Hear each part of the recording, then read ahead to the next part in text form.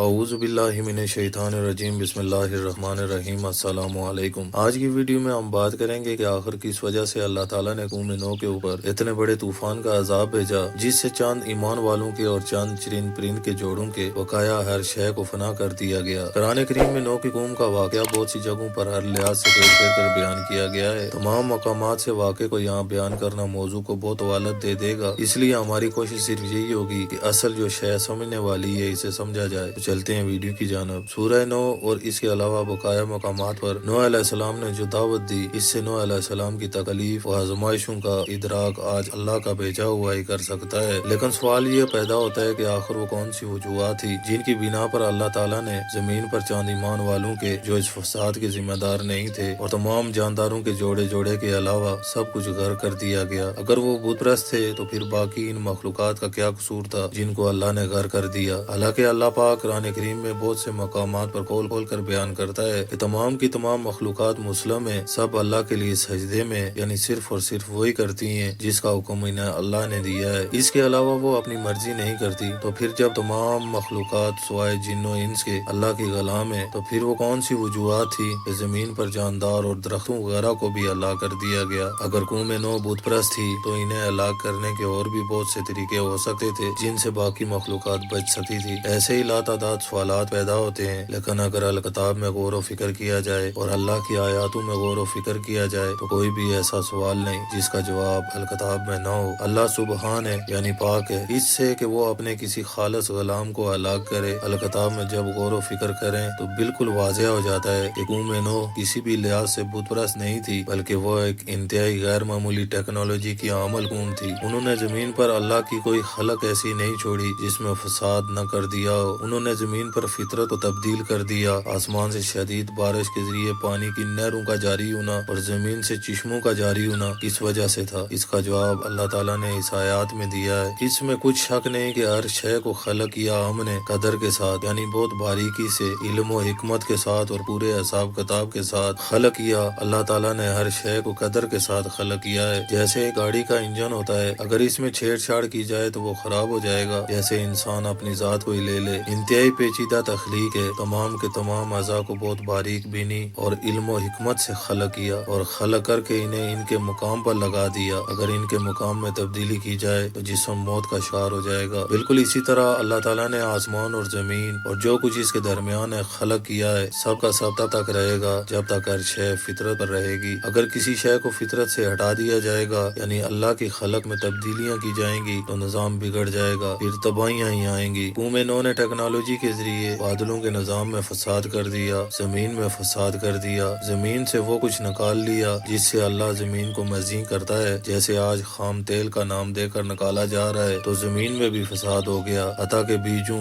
فصلوں اور ان سے وجود میں آنے والے تمام جانداروں اور انسانوں میں فساد کر دیا۔ ٹیکنالوجی کے ذریعے آسمان اور زمین میں اللہ کی ہر خلق میں چھیڑ چھاڑ کر کے اس کا نظام بگاڑ دیا، جس کے نتیجے میں وہ تباہیاں آئیں۔ اللہ کا قانون یہ نہیں کہ وہ کسی ایسی شے کو تباہ کرے جس میں کوئی نقص نہ ہو۔ اللہ نے آسمان اور زمین میں جو نظام بنایا، اگر اس میں کوئی چھیڑ چھاڑ کی جائے تو اس کے مطابق رد عمل بھی ظاہر ہوگا۔ انسان جتنا چاہے دعوے کرے کہ وہ علم و اعصاب میں بہت ترقی کر چکا ہے، اس کے باوجود اگر وہ کوئی بھی عمل کرتا ہے تو رد عمل اس کے اختیار میں نہیں ہوتا۔ رد عمل وہی ظاہر ہوتا ہے جو اللہ نے قدر میں کر دیا۔ یہ وجوہات ہیں جن کی وجہ سے زمین پر سب کو غرق کر دیا گیا۔ قوم نوح کے بارے میں چونکا دینے والی حقیقت کو اللہ تعالیٰ نے اس آیات میں بیان کیا ہے۔ سورہ انعام: کیا نہیں دیکھ رہے، بالکل اسی طرح اللہ کیا ہم نے انہیں جو ان سے پہلے تھے، یعنی آج اس وقت دنیا میں موجود لوگوں کو کہا جا رہا ہے کہ کیا نہیں دیکھ رہے آج جو ہلاکتیں آ رہی ہیں، یہ جو طرح طرح کی ہلاکتیں آ رہی ہیں، بیماریاں، سیلاب، طوفان، آندیاں، سونامی، زلزلے، زمین کا دھسنا سمیت طرح طرح کی جو ہلاکتیں آ رہی ہیں، کیسے آ رہی ہیں؟ کیا یہ سب ہلاکتیں انسان کے اپنے ہاتھوں سے کیے جانے والے مفسد اعمال کے رد عمل نہیں؟ تو جیسے تم پر ہلاکتیں آ رہی ہیں، جیسے آج تمہیں ہلاک کیا جا رہا ہے، بالکل ایسے ہی ہلاک کیا تھا ہم نے ان کو جو ان سے پہلے زمین پر آباد تھے۔ وہ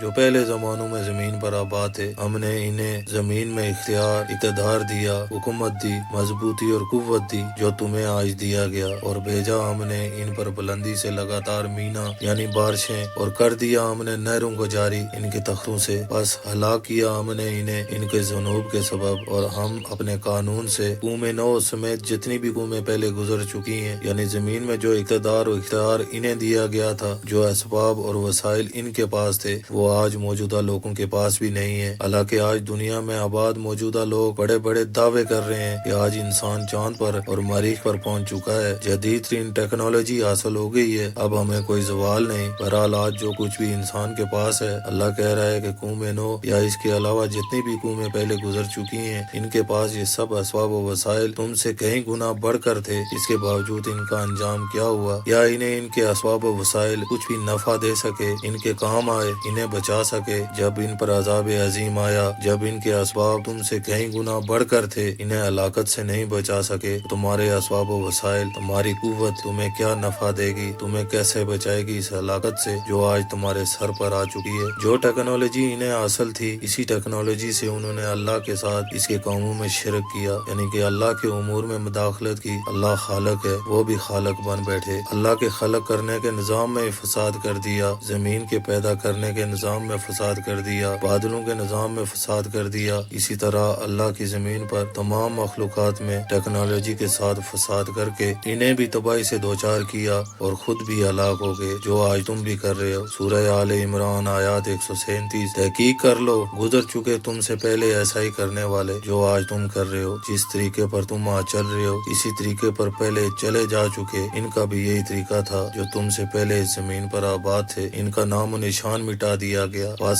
سیر کر رہے ہو زمین میں، یعنی آج تم زمین پر گھوم پھر رہے ہو، بس کیا دیکھ رہے ہو؟ دیکھ رہے ہو کیسا انجام ہوا غضب کرنے والے کے ساتھ، یعنی آج تم اس زمین پر ان کے آثار دیکھ رہے ہو۔ دیکھو ان کے آثار اور حساب لگاؤ، تم پر واضح ہو جائے گا کہ وہ تم سے کس قدر ٹیکنالوجی میں، قوت میں، اسباب میں اور وسائل میں بڑھ کر تھے، اس کے باوجود ان کا انجام کیا ہوا۔ اور آج تم بھی بالکل انہی کے نقش قدم پر چل رہے ہو، انہی کے طریقوں پر چل رہے ہو۔ تمہارا انجام کیا ان سے کوئی مختلف ہوگا؟ نہیں، بالکل نہیں، تمہارا انجام بھی بالکل ویسا ہی ہونے والا ہے جو تمہارے سروں پر آ چکا ہے۔ امید ہے ویڈیو پسند آئی ہوگی۔ ویڈیو پسند آنے کی صورت میں اپنی رائے کا اظہار لازمی کیجیے۔ ملتے ہیں کسی نئی ویڈیو میں، تب تک کے لیے السلام علیکم ورحمۃ اللہ وبرکاتہ۔